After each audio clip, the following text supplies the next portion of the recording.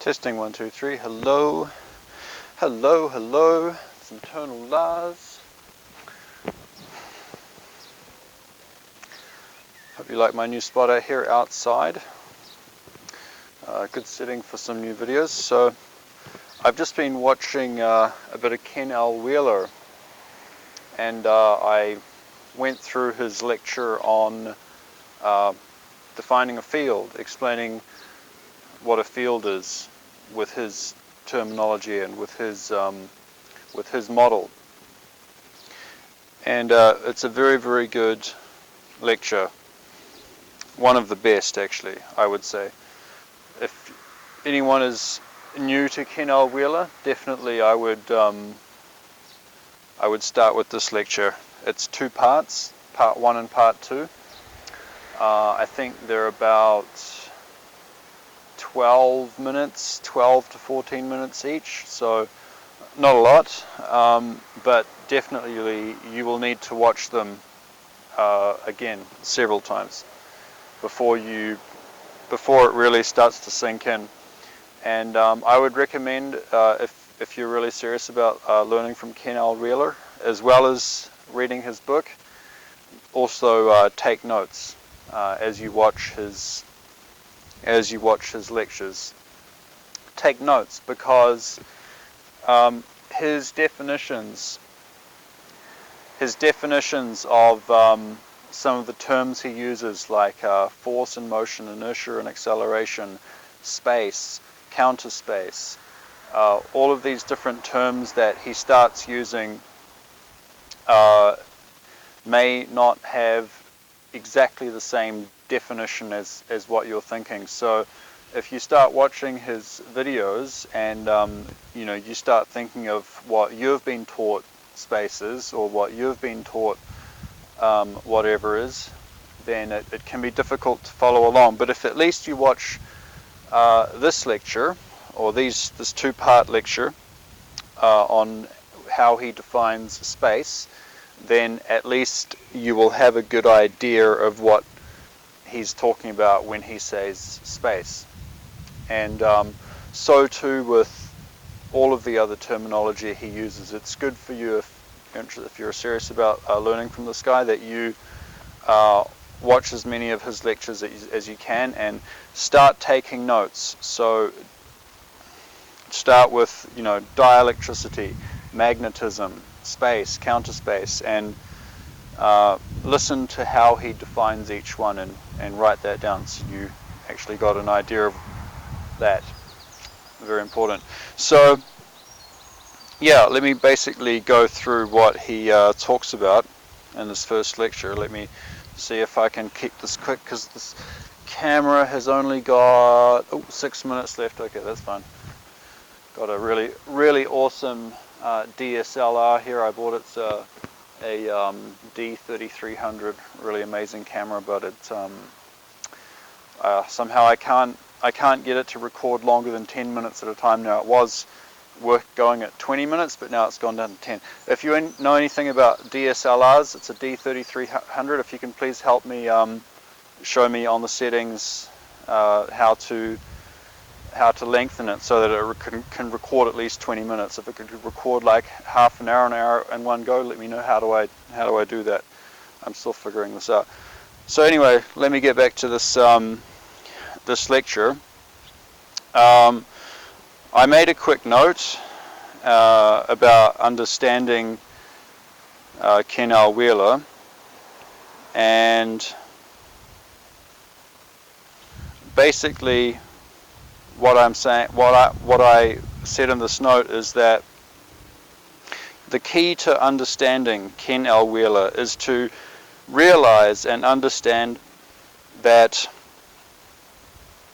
each of his topics, lectures, or videos is conjugate to a principle of every one of his topics. So essentially what I'm trying to say there is that there's a dog here, her name's Aya. Hello, Aya. She's an old dog. I hope she does well. she's got a really itchy back every morning. She comes to this tree where she's standing now and starts like going like this. So I probably should scratch her, but I think I don't really want to touch that skin. But I think maybe I need to pour like some, I don't know, get like some hydrogen peroxide or fucking something that dogs, I don't know. Let me know down in the description if you know how to help these old dogs that have this itchy psoriasis or eczema or whatever it is, how to treat that. I really hope I can help her somehow. Okay, back to the lecture here.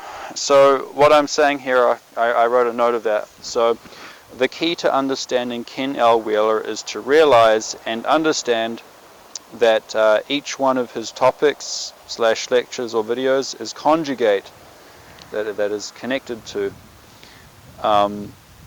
a principle in every other one of his topics. Yeah, so that's interesting. I mean, everything that he talks about is relevant to everything else. In his model, everything in his model is relevant to another part. So really don't take anything for granted in isolation. Don't take any one thing that he talks about in isolation. Remember that it's really connected to the whole. But since I only got a few more minutes left in this video, let me try and get to sort of the key of this lecture. So here's really the key, which I wrote down here.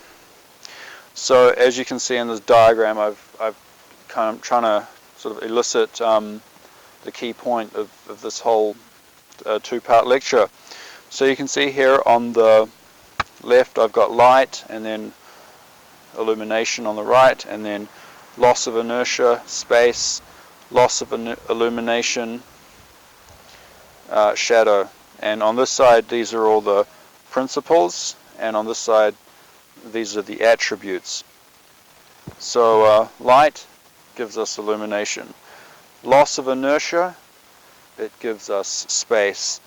And the loss of illumination, it gives us a shadow. But of course the key here is the one in the middle here. The loss of inertia gives us space. And he calls it a simplex analogy of how that works. He turns off the light and grabs one of those what do you call them? Like lots of those spaghetti strings of, like fishing twine, like lots and lots of bits of fishing twine together with the light on the end, so they're like when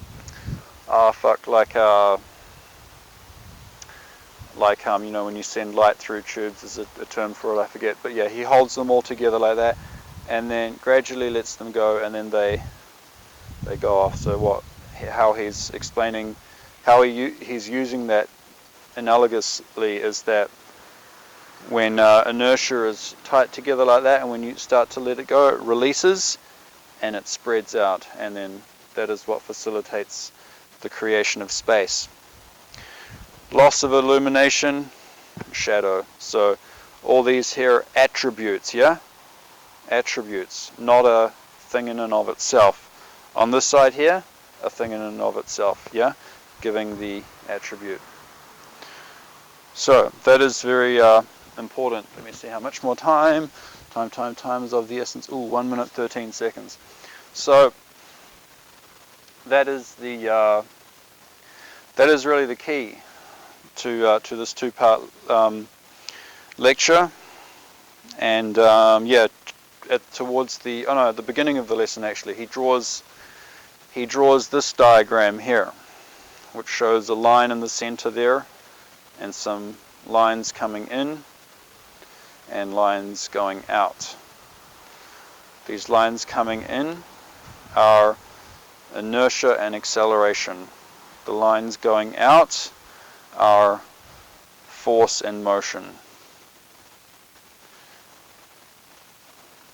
Really, yeah, you need to watch his lectures a few times and take notes and go over them so that you actually can start to understand what each principle is in his definition. Internal Lars, peace.